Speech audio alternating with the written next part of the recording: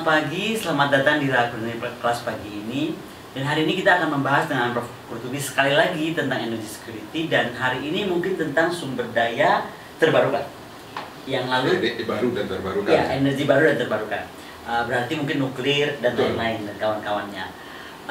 Seperti yang lalu juga kami memilih karena beliau tuh kalau menuturkan tuh begitu rigid gitu, kalau daripada saya stop terus, lebih baik mungkin modelnya seperti yang lalu beliau akan menerangkan. Dan silahkan Prof, kelas di tangan Prof sekarang. Terima kasih. Pada kesempatan ini saya akan memaparkan tentang masalah bagaimana kita memenuhi kebutuhan energi kita, khususnya listrik ya. Yang lebih khusus lagi nanti kita akan coba lihat pemenuhan kebutuhan listrik ini dari energi baru dan terbarukan. Yang kebetulan saat ini di DPR sedang dibahas RUU EBT, rancangan undang-undang yang saat ini sedang dibahas di DPR. Mengapa EBT ini menarik dan harus kita dorong? Karena kita ketahui EBT ini atau energi baru dan terbarukan ini termasuk energi yang bersih, ramah lingkungan, energi hijau istilahnya. Ya, lebih-lebih kita ini Indonesia sudah meratifikasi Paris Agreement yang mengharuskan member countries-nya ini untuk mengurangi penggunaan energi fosil. Yang kita ketahui listrik dari energi fosil itu mengakibatkan emisi CO2, emisi karbon itu non-stop terus-menerus diproduksi, dihasilkan oleh ribuan pembangkit listrik tenaga batu bara seluruh dunia. Ya, sebagai sumber emisi karbon yang paling besar. Demikian juga migas, minyak dan gas termasuk fosil. Juga kalau dipakai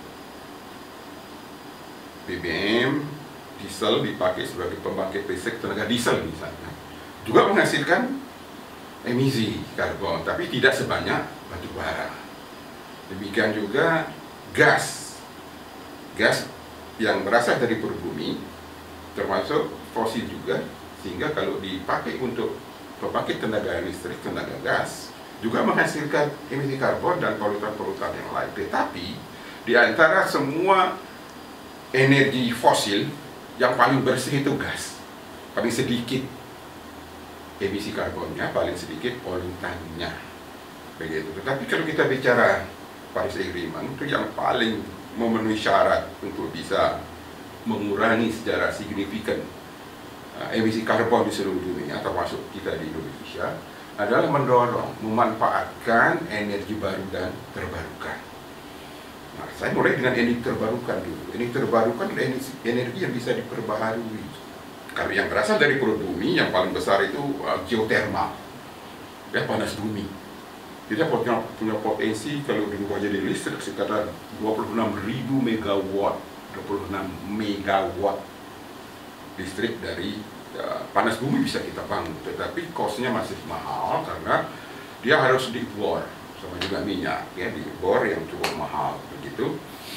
Dan letaknya kalau panas bumi pasti di daerah pegunungan, agak menyulitkan.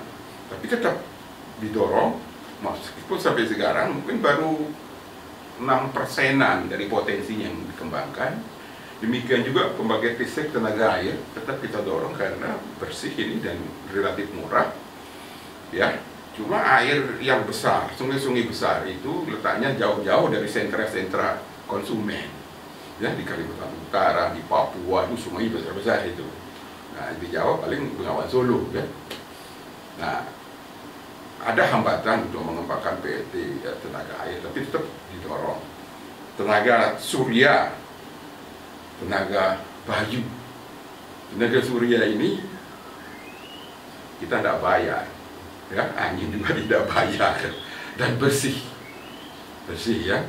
Nah, cuma dia sifat daripada energi terbarukan ini adalah intermittent, tidak bisa menghasilkan listrik terus 24 jam. Tenaga surya misalnya di siang hari kalau pas mendung, pas hujan tidak menghasilkan.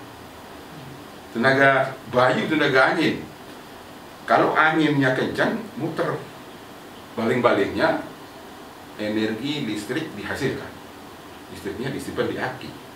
Tapi kalau anginnya nggak ada, kipasnya berhenti, kalau orang Lombok bilang momot mecu, kipasnya itu nggak jalan, diem begini, nol energi yang dihasilkan. Mau dipaksa nggak bisa. Ini kelemahan alamiah, tapi bersih dan anginnya nggak perlu bayar, ya kan? Tinggal membangun infrastrukturnya. Butuh lahan memang agak luas begitu. Nah, ada energi baru yang dalam RUU EBT. Kebetulan saya di Komisi 7 pada periode kemarin ikut menyusun, dan kita definisikan di situ bahwa nuklir adalah energi baru yang harus dikembangkan, yang harus dibangun di Indonesia. Listrik dari nuklir. Nah, mudah-mudahan goal di dalam sidang-sidang Parlemen pembahasan RUU EBT ini, sehingga saatnya kalau sudah diketok palu, pemerintah harus segera membuat roadmap untuk diimplementasikan pembangunan pembangkit listrik tenaga nuklir ini. Energi terbarukan sudah lama kita kembangkan, tenaga PLT, tenaga surya, tenaga bayu, tenaga air yang kecil-kecil, mikrohidro, udah lama dikembangkan. Nah, cuma listrik ini, listrik dari nuklir PLTN, meskipun sudah dicita-citakan 50 tahun kurang lebihnya oleh Bung Karno untuk bisa menjadi negara maju, kata Bung Karno, Indonesia harus kuasai dan harus bangun PLTN. Satu, kedua, siapkan untuk bisa menguasai kirim orang Indonesia ke ruang angkasa. Itu kata Bung Karno 50-an tahun yang lalu. Sampai sekarang dua-duanya nggak ada cerita di Republik kita ini. Sebentar lagi kita akan merayakan kemerdekaan 12 Agustus tahun 2020, 75 tahun ya. 75 tahun ya. Kita merdeka. Pada tahun ini belum ada pembangkit listrik tenaga nuklir yang komersial, yang dimanfaatkan untuk industri, untuk rakyat, untuk perkantoran listriknya belum ada. Nah, pada kesempatan ini saya akan coba memaparkan bahwa pasca pandemik virus corona ini, kita ya, Indonesia semuanya ini berusaha untuk bisa berbuat lebih banyak lagi, lebih kencang, lebih keras lagi, ya, agar apa yang pernah diutarakan oleh Presiden Jokowi pada 17 Agustus 2019 kemarin di Senayan. Beliau mengatakan, beliau mengharapkan tahun 2045 ini Indonesia sudah income-nya, pendapatannya termasuk golongan negara berpendapatan tinggi, negara industri maju 2045, ya. Nah, dari sekarang 2020, 2045 berarti 25 tahun lagi. Nah, bagaimana cita-cita itu bisa tercapai? Nah, ini persoalan dari segi energi. Dan saya pikir kita rakyat Indonesia amat mendukung, amat sangat senang apabila bangsa kita pada tahun 2045 bisa tergolong menjadi negara high income country. Sekarang kan termasuk middle income, berpendapatan menengah, upper middle income. Income kita 4.050 US dollar, ya, per kapitanya. Sudah memenuhi syarat kriteria sebagai negara berpendapatan menengah tinggi, ya. Nah, untuk bisa menjadi negara berpenghasilan tinggi, negara industri maju, income-nya paling sedikit itu sekitar 14 ribuan US dollar, ya. Sekitar 12.500 dolar, ya. Sekarang 4 ribuan. Bagaimana mencapai 12.500-an pada tahun 2045? Tantangan ini dari segi energi, ini maksudnya apa? Pertumbuhan ekonomi harus ditingkatkan, sebab dalam sekitar 2 dekade terakhir ini pertumbuhan ekonomi kita mubeng-mubeng, muter-muter di 5%, ya. Kadang-kadang bisa 4%, pernah sampai 7%, bahkan 8% beberapa saat waktu terjadi oil boom. Waktu kita memproduksi minyak sampai 1,6-1,7 juta barrel per hari, pada saat itu harga minyak dunia naik dari $3, ya, harga minyak dunia $2-3 selama 1 abad. Ya, kok dilalah pada tahun dimulai sejak perang Arab Israel, embargo minyak terhadap negara-negara barat, harga minyak mentah dunia naik dari $2-3 ke $12. Dilanjutkan revolusi Iran naik ke $35. Dalam sejarah itu produksi minyak kita tinggi. Waduh, Indonesia itu kaya raya, quote unquote. APBN-nya sekitar 80% dari migas. Divisa kita juga dolarnya sebagian besar dari migas. Nah, sekarang kita ini income-nya 4 ribuan, ingin menjadi negara berpenghasilan sekian belas ribu dolar, ya, untuk bisa menjadi negara maju di tahun 2045. Mau tidak mau harus pertumbuhan ekonomi jangan lagi 5% dong, harus lebih tinggi. Kalkulasi di atas kertas minimal 7%, terus naik ke 8%, terus naik ke pertumbuhan double digit. 25 tahun tidak lama loh, 25 tahun, 100 tahun kita merdeka 2045, tidak lama dari sekarang. Kalau pertumbuhan ekonomi tetap 5%, 5, 6, 4, 5, 6, tipu-tipu 7%, ya, kembali lagi ke 6, nggak akan tercapai cita-cita yang diinginkan oleh Presiden kita, dan juga diprediksi oleh PricewaterhouseCoopers juga berpendapat demikian. Kita berpotensi menjadi negara besar dari sisi ekonomi, bisa menjadi nomor 4, minimal nomor 5 ekonomi terbesar di dunia. Ya, untuk bisa mencapai itu dibenahi energi. Kalau energi dikelola seperti saat sekarang ini, jangan bermimpi bisa ekonomi tumbuh di atas 8%, apalagi double digit. Ingat, dalam sejarah perekonomian dunia, hampir semua negara maju yang kita sebut negara maju saat ini pernah dalam periode mereka itu, entah selama 5 tahun, entah 10 tahun, entah selama satu periode tertentu, pertumbuhan ekonomi double digit. Nah, kita persiapkan dari sisi energi, harus dipersiapkan kemampuan bangsa ini untuk bisa mensuplai energi, khususnya listrik. Untuk apa? Untuk menunjang agar pertumbuhan ekonomi bisa tumbuh 8, 9, 10, 11% dalam waktu 25 tahun ke depan ini. Ya, kalau kita lihat sekarang data sampai dengan hari ini, sejak kemerdekaan, katakan begitu, menyedihkan. Konsumsi energi per kapita kita amat sangat rendah.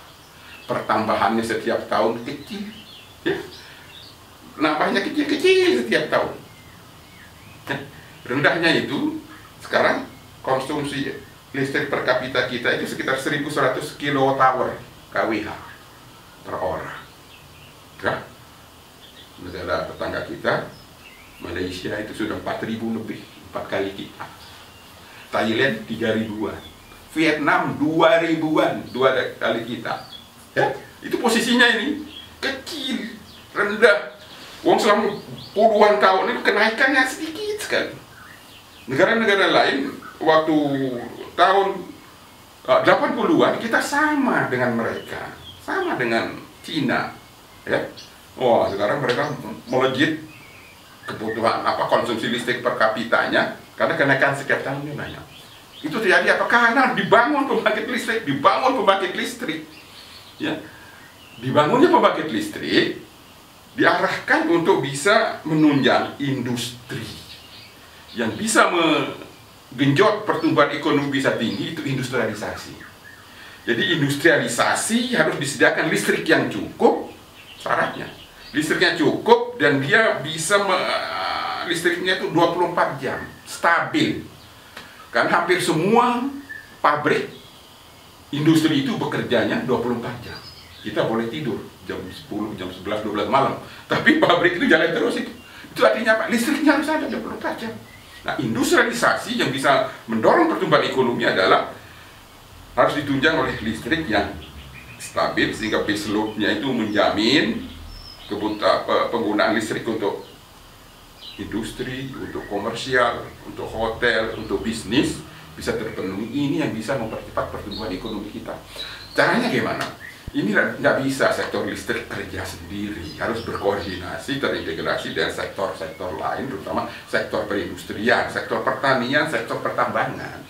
Ya, potensi untuk bisa tumbuh tinggi, menciptakan pusat-pusat pertumbuhan ekonomi baru, berdasarkan industrialisasi, berdasarkan sumber daya lokal. Apa yang dimiliki di daerah itu industrinya dikembangkan. Kalau daerah itu mempunyai sumber-sumber tambang, itu sudah isyarat. Halo, atur saya ini kata tambang itu. Untuk rencanakan saya digali menjadi produksi tambang, diolah bahan tambangnya, produksi kinal dari tambang ini, bahan baku industri. Ini satu rangkaian ini. Jadi menambang tempat tambang di daerah tertentu, ketemu bauksit, ketemu copper, tembaga, nikel, itu sudah bisa disiapkan. Smelternya, midstreamnya, sama downstream hilirnya terintegrasi perencanaannya. Sehingga apa? Kalau terintegrasi perencanaannya di satu lokasi, ini butuh listrik. Pada saat ini direncanakan listriknya yang memenuhi syarat untuk bisa menunjang operasi 24 jam, nuklir jawabannya. Kan direncanakan untuk bisa membangun PLTN di industri yang terintegrasi dari hulu ke hilir ini. Lebih-lebih sekarang PLTN itu perkembangannya yang namanya teknologi. Teknologi apapun arahnya, perkembangannya selalu lebih bagus, lebih aman, lebih murah, lebih nyaman. Kalau teknologi perkembangannya lebih mahal, tidak laku. Ya, itu syarat itu, termasuk nuklir. Pembangkit listrik tenaga nuklir generasi keempat. Dan di Indonesia ahli-ahlinya begitu banyak. Ya, termasuk ayahanda Pak Bakri, ya, salah satunya. Ini harus dimanfaatkan. Ya, ada keahlian di bidang nuklir. Kita punya ITB, teknik nuklir, MIPA jurusan nuklir, dan pasca sarjana teknik nuklir. Di Gajah Mada ada teknik nuklir, ada sekolah nuklir. Mereka tiap tahun menghasilkan sarjana. Ini mau kerja di mana ini? Ya, jadi wartawan, jadi apa jadinya? Nah, harus diciptakan mereka-mereka yang berkeahlian langkah khusus ini. PLTN harus dibangun.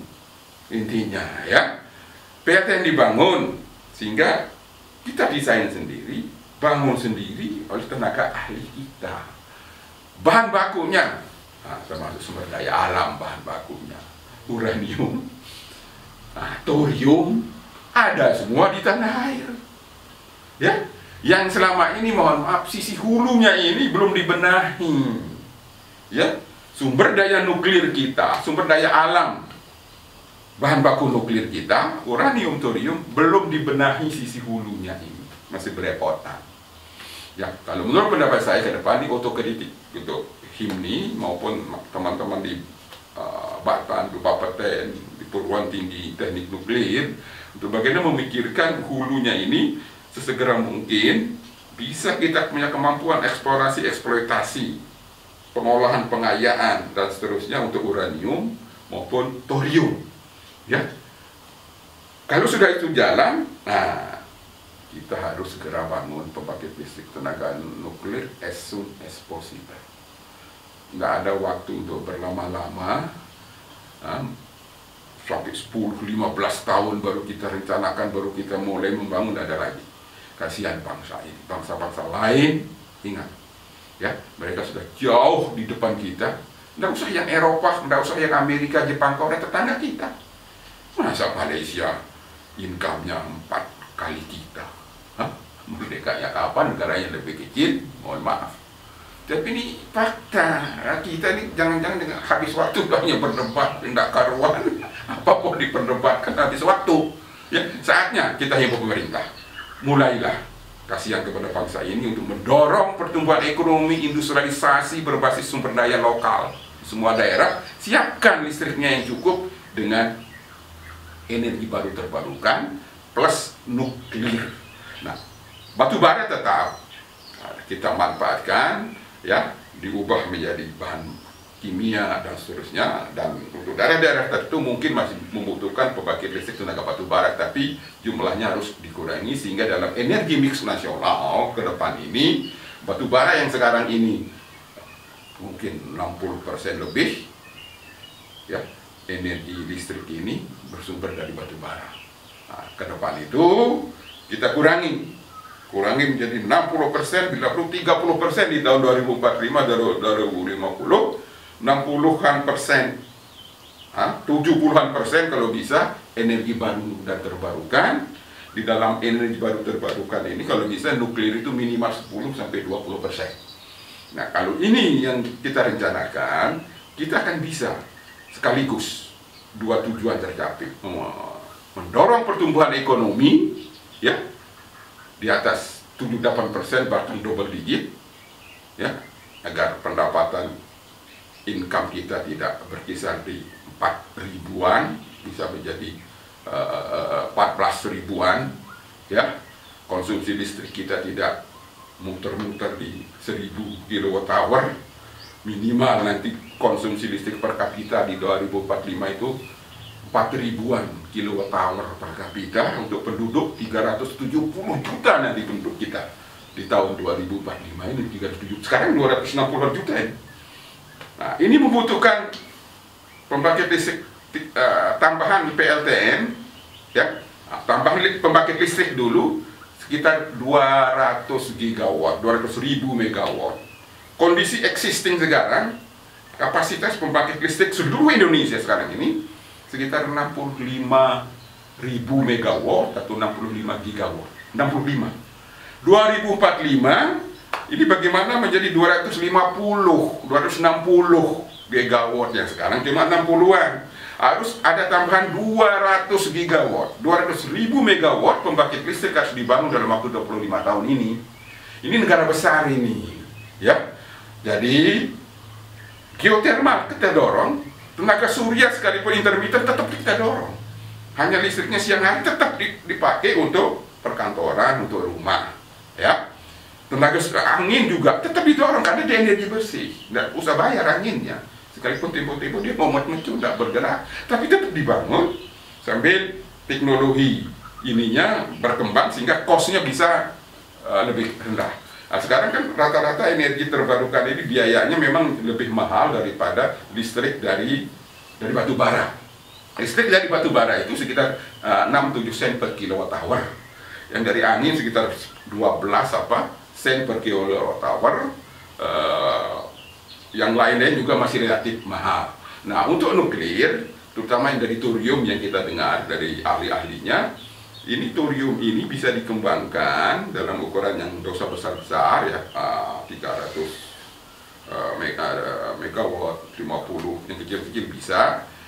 Biayanya cuma cost-nya itu sekitar lebih rendah dari batu bara. Nah, ini kabar bagus ini. Lebih rendah dari batu bara, sekitar 6 sen per kW, ya. Bolu kali bangsa ini.